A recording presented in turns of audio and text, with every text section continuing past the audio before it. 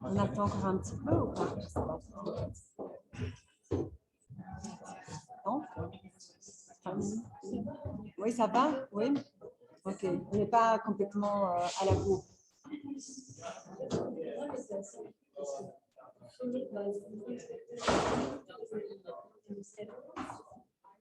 Oui, c'est ça. So we En fait, oui. So, I think it's confusing. There are too many people that speak French here, and so you can't, because then you have to make sure. But I was just, because it says 2 hours, I think it was good news to say that it was only 1 hour anyway, because people were like, "We are going to talk for 2 hours."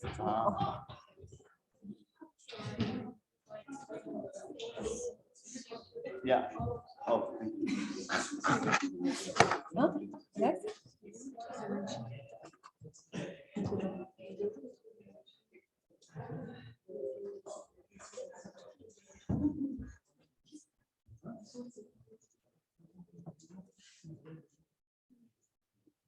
So let's start, right? So welcome everyone for the last event of the day, which is going to be a conversation with Majid Adin and Alessandro Corso. So for those who don't know me, so I'm Marie Godin, and I'm a postdoctoral research fellow at the Refugee Study Center here at Oxford University. I have worked in the past on the politics of refugee voices, and in particular in the context of Calais, where I met Majid. So we were both involved in a project that was led by the University of East London, and which was called University for All, and it was about providing courses and classes to people on the move in Calais. And so since then, so since 2016, we kept in touch with Majid, and we've been collaborating on different research projects together. So I'm very pleased that Majid is with us today.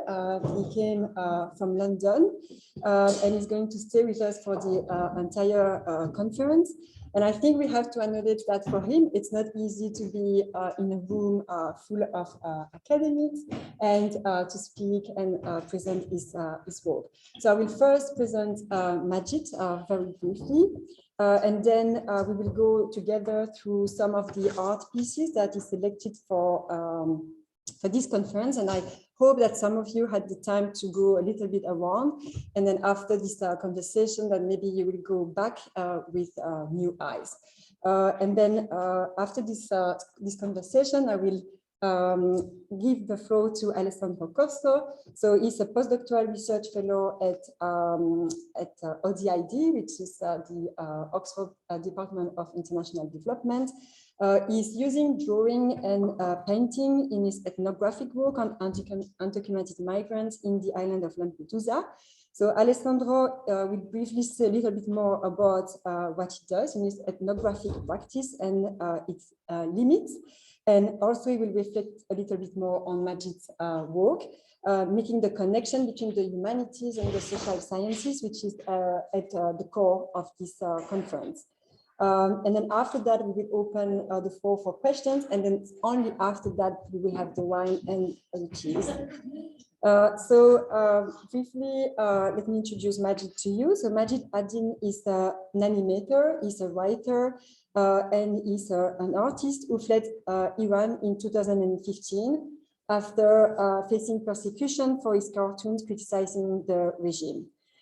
Majid traveled through Europe. He spent several months in the so-called Calais jungle, and after many attempts to make the crossing, he finally arrived in the UK in a refrigerated van on the 20th of April, 2016. This date is very important to mention because it did coincide with the celebrations for Shakespeare's 400th anniversary. And when he arrived in the UK, the first thing that Majid saw at the back of the van was a poster about Shakespeare's anniversary. And this encounter with the writer had a great impact on Majid's work, in particular the graphic novel, that is currently still writing and which is coming out soon, and which is entitled Hamid and Shakespeare.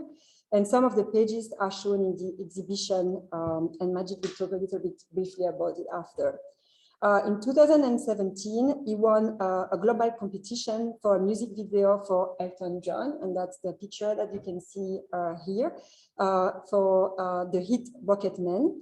For those who haven't seen this video, I invite you to do so. It's on YouTube. You just type Majid Adin, the Rocket Man, and it gathered more than 100 million views so far, which is quite a big achievement. Since then, he has been working as an illustrator, animator in London. And for instance, he did the video called The Journey for the organization Choose Love, which is a UK-based NGO, which provides humanitarian aid to and advocacy for refugees around the world. And we will try to put that video tomorrow, so then you can see also a bit of his animation work. In 2019, Majid had an artistic residency at the Venice Biennale, supported by UNHCR, which invited refugee artists. And preparing for this conversation, Majid did mention that the artist, Ai Weiwei, that was just mentioned before, was also invited at the same year where you were in Venice. And we just thought that it was a nice coincidence that, that the piece of work, The Remnants, was used for this conference. So last summer, Majid won a BAFTA scholarship, which is a program in the UK that supports talented people at all stages of the career. And with that scholarship, Majid is currently doing a master's degree at Kingston University in London in computer animation. So in this conversation, we first look at the work that Majid has chosen for this exhibition. And it's divided in three sections that represent three key moments in Majid's artistic journey. So first, there is the time when Majid was in the jungle, which is the first thing that you should see when you enter in the exhibition space on the left. So it's a section dedicated to when, then after that, there is a section that is dedicated to when Majid came back to the jungle in 2018. And then the last section is about his graphic novel. So first, we are going to go into the first section when Majid was in the jungle. And for political reasons, Majid had stopped art creation for years before reaching the jungle. So he told me that he had found the inspiration to draw again when he was stuck in the camp, and where he could go in a place called the Dome that he had that was built by the charity, the Good Chance Theatre. This is a place that he described as that was for people to come to express themselves, to escape from the harsh conditions in the camp, and to be in another atmosphere. And like you said to me yesterday, you describe it as an island in a storm at sea. Yeah. So this painting, so we thought it would be nice to start with that. So you can also see it in the exhibition. It's another picture. So you did it when it's a stencil, and you did it when you were in the jungle. And you also said to us that it was the most important artwork that you've done and that you are the most proud of. So can you tell us a little bit more about that piece of work? Yes. Yes. Thank you. Thank you. Okay. Thank you very much. Sorry, I say I apologize. My English is not enough, especially for the academic space and conference.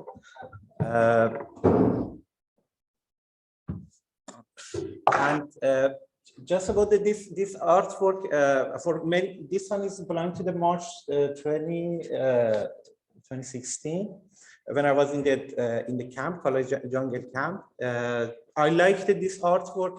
I am proud for this one in more than any of art I created, because it's the reason of the creation is very pure and very simple. It's very simple compassion. because it was it was very simple. Maybe it was a Mother's Day, and I thought when I was in the jungle camp, I thought every year for Mother's Day I send a message or say gift to my mother.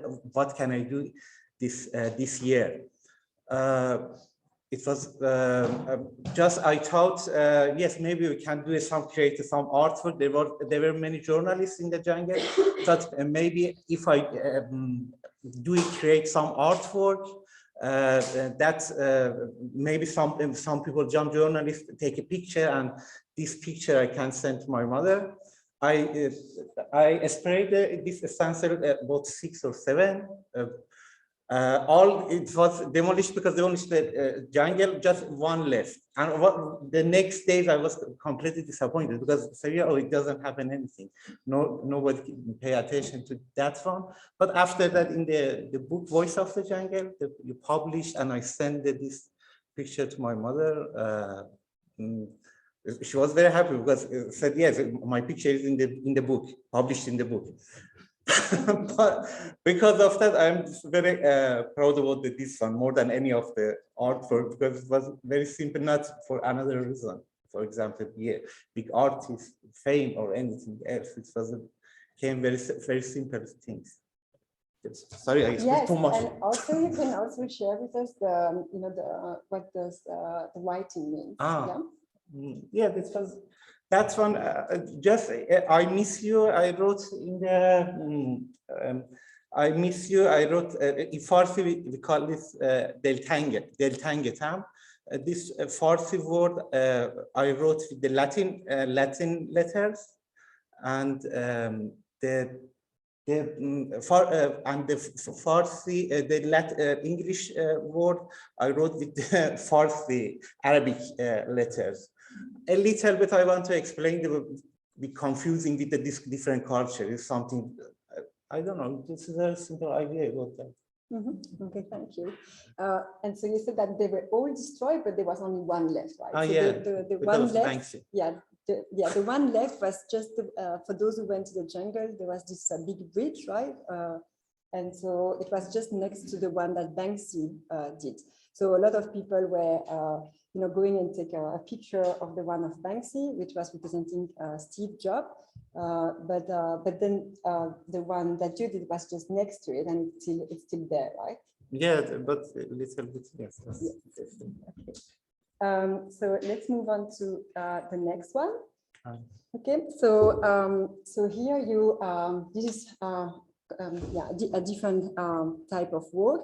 So can you tell us a little bit more, maybe if you talk about the one on the left, because that's something that you did at the very beginning when you arrived in the jungle, and say a little bit more about the colors that you use. Yes, the left. Should be right or left? Yeah, this okay. This one, I think I arrived to the college jungle camp late October 2015. Maybe it was, that means maybe November or December or something. That time, the first month I arrived, it was the year we spoke before. Actually, I tried to do a creation and artwork with my inner voice, or something I came from my inside. Is that idealistic word is a positive, use the very warm color, actually, because it was a winter in the college jungle. I used something I hadn't in the jungle camp. Last night we look at this, I found it about that one. I didn't know, it wasn't there initially. But I found it, yes, I used something I need, a warm space, is the poetic and lovely, not the harsh atmosphere. It's something I need, I put into my painting. And this one, it was the last month, I think it was maybe April or 2016, or early or late March or something. All of my friends, especially my close friends, you see his picture of that in the exhibition. All of my friends, they passed across the border. I was long, and the police 50% of the jungle completely demolished. They fired this wooden or tent. That was a little bit especially because this fire came and get us. It was I think that one is a little bit. I lost my hope also in the painting. Is there wasn't the less hope or yeah, it was like a bird stuck in the situation or something. But that time it wasn't. Just now we're thinking about that. Maybe it was the reason of that. Thank you. So let's move on to the next one. So that one is one that you actually did. Yeah, because of time, I took one Yes, off. So I'm not actually showing all of them. Yeah, sorry, I'm not putting all of them. But so as Majid is going to be here around, I think it would be nice if you know, if you also ask him to explain other paintings that are actually in the exhibition.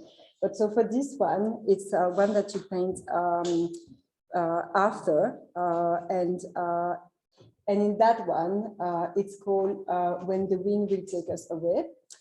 So in that painting, death is clearly represented with this image of a child in a cold in Calais, which is progressively dying, right, in front of our eyes. And with this is a bit cut, but then you have the French police at the background. So blue is the main color of this painting, which differ from the warm colors that we saw previously in the previous painting. So can you tell us more about that painting in particular, why you choose to represent death and the death of a child?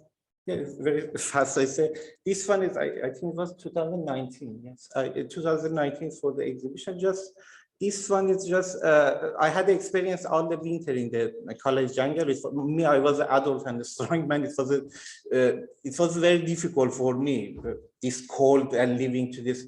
Just I thought for example, for me it's difficult, but for how this happened for the children how to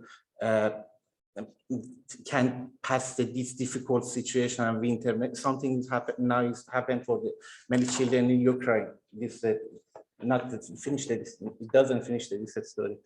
Just I tried to bring attention to the situation of the children or something, to this difficult situation for the children. 1,000 times is more difficult.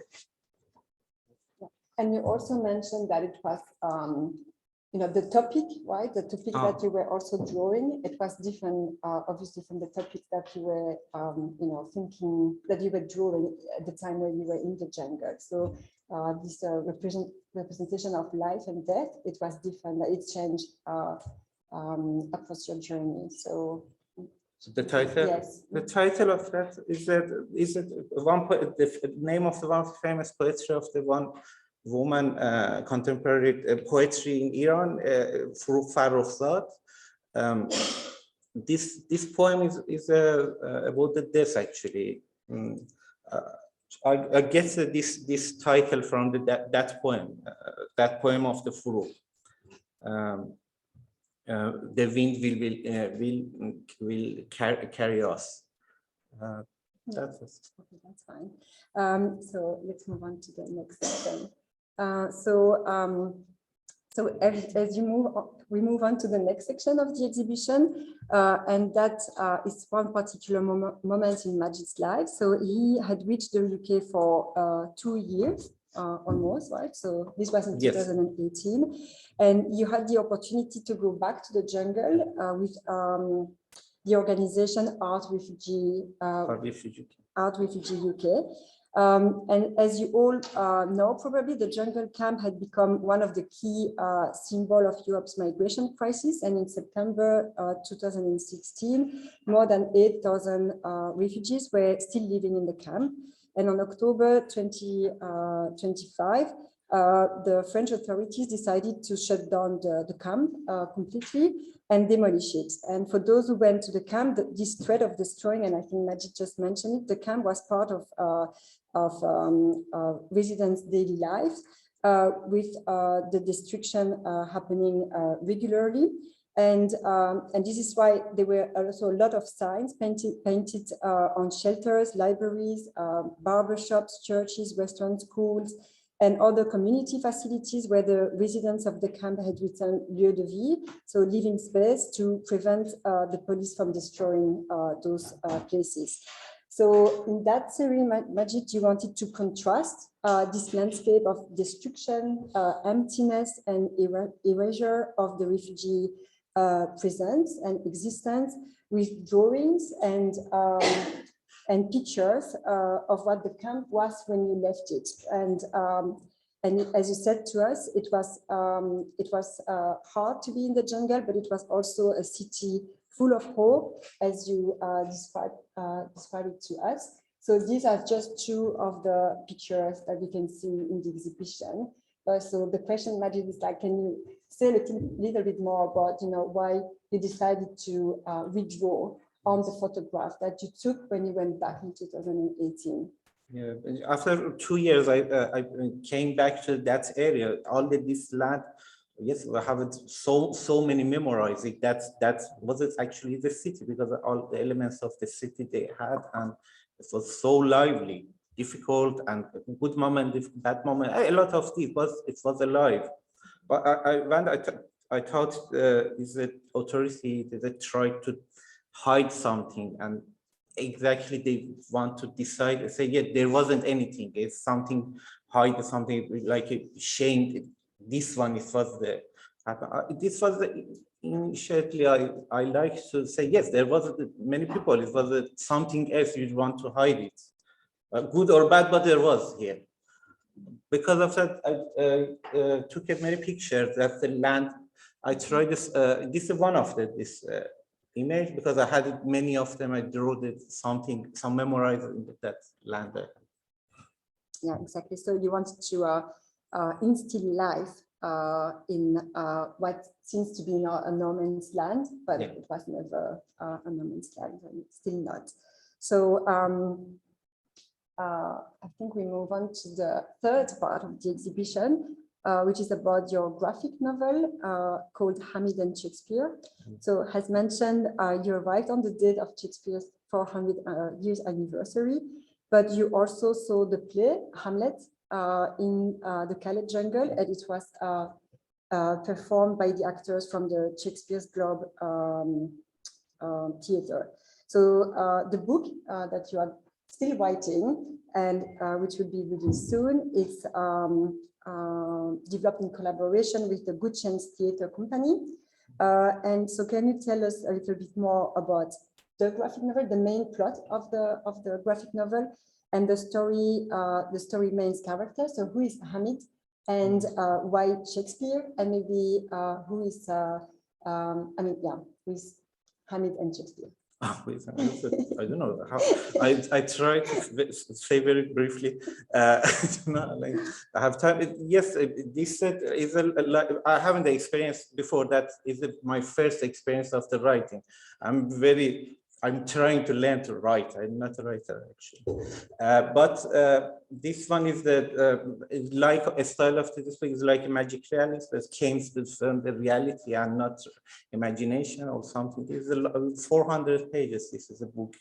You see some page of that. But this one, I started the book from the one reality. Then I came 20 April 2016, and when I came here, the first picture, I didn't know how is the UK or something. Was I looking from that police van? Says how is the look? And the first picture, one of the first pictures, was the big billboard 400 celebrate of the Shakespeare. This part of that is the realist. There's a reality, but it's a start of the long story. But I put this one to start my story and develop the story. This more in general is more about the one person came to the UK, how we can adaptation to the new situation, how adaptation to the new culture, how deal with this everything new. This in general is that Shakespeare is, for me it was a symbol of the Western civilization, or some part of that also is the wisdom for the answer for the. Thank you. So I think we are going to move on to Alessandro. So yes, Alessandro, if you can share with us. So I'm going to show so that two pictures, two drawings in the exhibition that are not from Majid, but it's actually Alessandro's paintings. So Alessandro, if you can just tell us a little bit more about these two paintings, and then if you can reflect on Majid's work. Yeah, thank you. Hi everyone.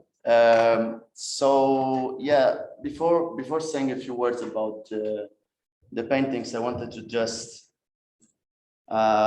remark the importance to me of having someone like Majid here with us today, because like when we talk and write and reflect on topics such as the ones we are discussing about today and in these 3 days, there is a lot of reflection about the possibility to incorporate new or different forms of thinking, of writing, the issue of representation. We heard a lot of ethics today, the ethical problem, the ethical question, and the aesthetics as well, right? Aesthetics and ethics, which go together very well with what we're seeing in Majid's work. And I think that on the one hand, this is very inspirational because it can be a way of starting to create bridges which are not just somehow in the clouds or in the air, but start to become a little bit more practical. Usually there is a lot of discussion about how academia struggles to make conversations with the real world or the whatever other word is not the academic one. And it is of course important because especially in these kind of situations and contemporary awful tragedies we are all dealing with in different ways, from the Atlantic, so from the very historical perspective to the very present one and going into the future. I guess it's very, very important to try and create a conversation which feels real and is real. So thank you, Majid, and thank you, Marie, and everyone. So after saying that, a few words about this. So this, just to add, and one more thing is that I also believe that art somehow can be, is not the kind of solution to anything, but can be, if you feel like using it, an alternative way of trying to explore this kind of different forms of representation. So in my case, it was something I tried to do in the fieldwork, and I'm exploring at the moment. I'm not an artist, but I like to draw and paint. So when I was in Lampedusa in 2016 for my fieldwork, which lasted 1 year from March 2016 to about April 2017, with 2 months of break, not to get totally mad. I suddenly, after a few months, I felt the need to start and do something which was not just taking notes in the usual way of the field notes, but experimenting something different. So I started to sketch and write in a kind of different forms, poetry and this kind of stuff. And at some point I felt the need really to do some paintings. Although in my mind, I had the kind of very academic idea of how to do these things and thinking that art was not necessarily part of my job. So there was also an ethical contradiction of like, can I draw someone like a young guy of 19 from the Gambia who I met for a few weeks, and it's like the question of the pictures we talked about before. Do I take a photo? Do I not take a photo? Do I do a piece of art? Do I not do a piece of art? So in that case, the need to do it was stronger than the thinking. So at some point I had to do it. And in the first case, this is the image of a guy from the Gambia. who, you know, like, I'm not gonna say too much about Lampedusa, maybe a few words. It is an island in the Mediterranean. Probably you all know about that. It's the first arrival point at the frontier, the southernmost frontier of Europe, where migrants departing from Libya, mostly, or Tunisia, arrive. It's not that they arrive, but of course there is a system through which this happens. And at that time, Mohammed was there, and I took a few sketches of him and tried to make this painting, which really represents retrospectively. I wasn't really aware of it, but if I think about it now, something which has a lot to do with something that we heard about in the discussion today, this contradiction between absence and presence. There is the face that you can't quite see, but yet you can see it, that looks at you, and so somehow there is the presence and the power of that direct encounter, but at the same time it's a kind of inability to fully detail what's going on. And that's a little bit of the difficulty of the researcher who is in very, very difficult conditions trying to talk about what's going on and experiencing through the help of the people you are meeting the actual situation, the borderland situation. This is a little bit of what Majid was saying before as well. In the other one, I think, again, I took many months to get to this. I don't even know if it makes any sense, but I think that there is something about this contradiction again between life and death. There is a rock which is maybe underwater or maybe not. With the sand that you see up there is real sand from the island, which has been mixed with oil paint. And I think that there is again some element of trying to use a tangible, real material from the place you are in, mixed with the artwork. And the two flowers that somehow are like two beautiful flowers I kept seeing as I spoke with many migrants I met and migration workers and others, because my work was quite broad. I worked with locals, migrants, migration workers, a little bit of everyone who came across, and I didn't want to have a precise target. But I think that they somehow represent this kind of life that tries to emerge from the heaviness of this rock, which sinks in the bottom. And when we saw before the image from Majid, the one of the bird that he was talking about before, and we spoke about it to him yesterday, I was just a little bit kind of thinking about that image, because he was saying that in the one before there's the yellow, bright, very bright colors, and the yellow he was saying was the only color he couldn't see in Calais. So like, there was no yellow, there was like very little yellow, which is a symbolic thing. Like it reminds of maybe the sun, the warmth, the climate, the home perhaps. And he said that he was kind of filling this void by adding a missing color. So there is some hope there, right? But as we move in 5 months later, as he's experiencing Calais and all the awful stuff that happens in Calais, and all his friends left and he's stuck, then you see this bird, which somehow makes me think of a trapped a sense of stuckness, as he was saying, or trapped, some kind of bird that can't use the wings, can't fly. And this again reminds me very much of what happens in Lampedusa, has been happening for a long time and many years, which is a very strange condition legally and formally as well, because in theory it is a hotspot. So it's a place where after rescuing operations take place, which have been changing in 20 years very much, but substantially not really, migrants are transferred there to then technically be there for no longer than 3 days for very quick medical checks and for identity checks as well. But then what tends to happen, and at that time it happened a lot, is that people stay there for like weeks or months, and you see a very similar change of attitude from gratitude to Italy and to Europe or whatever, and the hope and the happiness of being alive after the Mediterranean crossing, after what happened in Libya, after a nightmare, which then slightly transforms into this sense of stuckness, which is suffocating, and it is expressed in different ways. I just thought that it's interesting speaking to Majid before, like the idea of God and religion, how that plays out, because a lot of people I was working with very young as well were keeping on talking about the importance of God in the border crossing, before in the desert in Libya and afterwards. This idea that kept coming on, my life is on God's hands, and this calls upon God.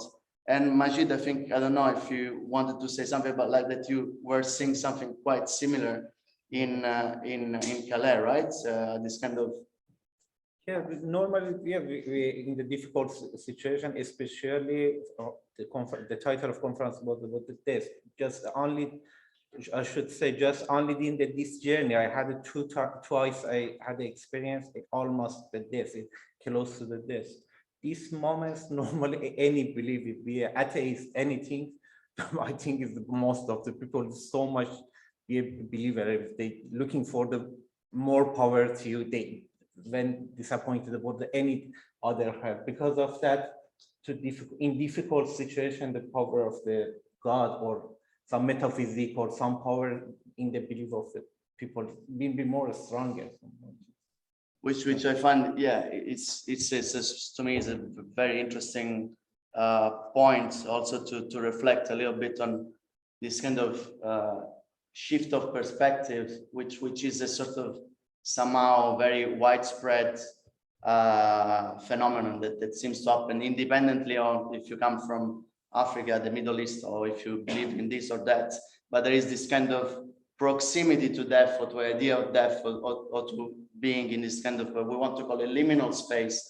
But even liminality has different ages and different forms and different meanings, right? Even when we talk about liminality or the borderland in existential terms, so as something which affects the existence, the ways in which we are, we live and we exist. So we think and we believe as well. We see very different colors or shades, if we want to use the sort of artistic terms. And I think that reflecting on the very real experiences transferred into something like the art form, not only from the perspective of someone who has gone through it, and also from the researcher's perspective of perhaps from a local immigration worker or someone else, can help us to add pieces to this very, very complex puzzle, which we are trying to and struggling to make sense of.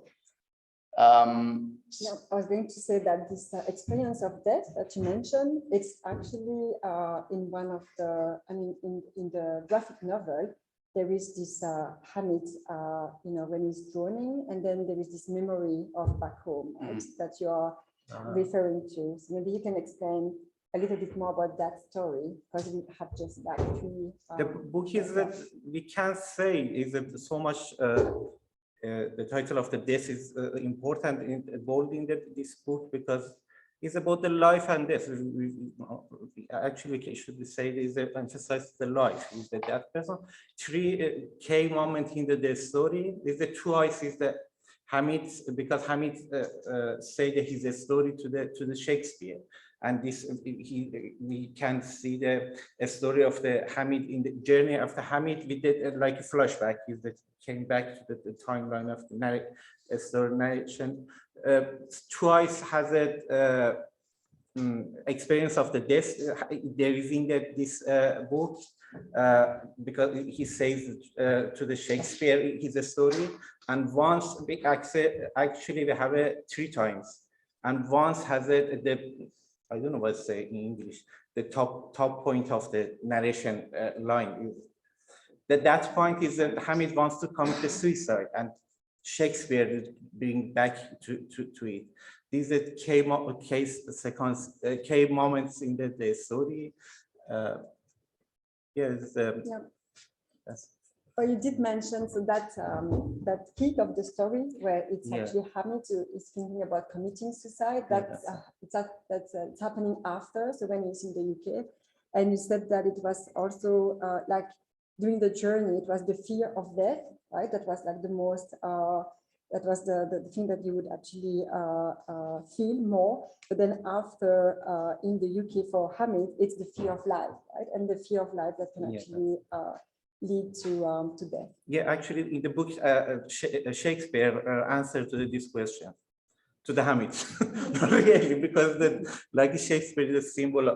In my mind, it was the symbol of the, like maybe inner wisdom of the Hamid, because he wants to ask some question of the reason of the different things and find some personal character. Maybe it can be Shakespeare, or if I want in Italy, for example, I use the Dante, for example, but it's a symbol of the wisdom or something to try to get his answer of his question from that wisdom or that part of the. Okay, and I think to just conclude and going into the discussion, just a few points maybe that could help us to reflect. Which is basically like how, I'm just reading from here, how do and can we face the reality of the borderland? What happens as we realize how border regimes affect the existence of people? And how do we express the hardship of living and being in borderland situations? So the attempt to construct, as we said before, a common we, Elsa was talking about it, of which, you know, we kind of seem to have the need to. And how is this how does this work? How does this play out in the mind of the academic, the researcher, or the artist, perhaps? But let's stop here, I think, right? And we take this last 15 whatever minutes to discuss, and then we'll move outside to the exhibition space. Yeah, so I think, so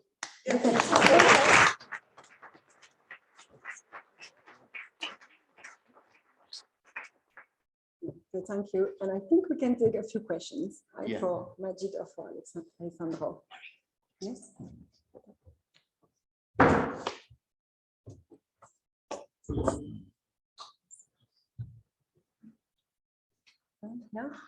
Thomas, and then a lot of these problems come about through the action of the military. And the British have been involved sometimes on either side of Iran. And if you want a real refugee, there's a temple in Iran with a grey beard sitting in the street, holding out his cup, trying to get some money. So I'm glad Majid